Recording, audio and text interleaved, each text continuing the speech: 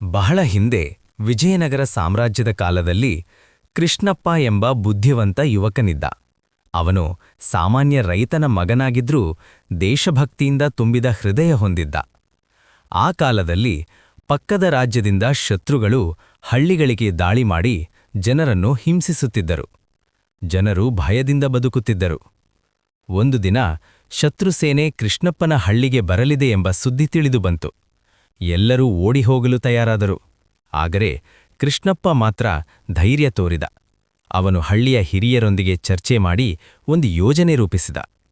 ಹಳ್ಳಿಯ ಸುತ್ತ ಕಂದಕ ತೋಡಿ ಮರದ ಕಂಬಗಳಿಂದ ತಡೆಗೋಡೆ ನಿರ್ಮಿಸಿದರು. ರಾತ್ರಿ ಸಮಯದಲ್ಲಿ ಕೃಷ್ಣಪ್ಪ ತನ್ನ ಸ್ನೇಹಿತರೊಂದಿಗೆ ದೀಪಗಳನ್ನು ವಿವಿಧ ಕಡೆ ಬೆಳಗಿಸಿ ದೊಡ್ಡ ಸೇನೆಯಿದ್ದಂತೆ ಶತ್ರುಗಳಿಗೆ ಭ್ರಮೆ ಮೂಡಿಸಿದ. ಶತ್ರುಸೇನೆ ಇದನ್ನು ನೋಡಿ ಭಯಗೊಂಡು ಹಿಂತಿರುಗಿತ್ತು. ಹಳ್ಳಿಯ ಜನರು ಸುರಕ್ಷಿತರಾದರು. ಈ ಸುದ್ದಿ ರಾಜನಿಗೆ ತಲುಪಿದಾಗ ಕೃಷ್ಣಪ್ಪನ ಬುದ್ಧಿಮತ್ತೆ ಮತ್ತು ಧೈರ್ಯವನ್ನು ಮೆಚ್ಚಿ ಅವನಿಗೆ ವೀರರಕ್ಷಕ ಎಂಬ ಬಿರುದು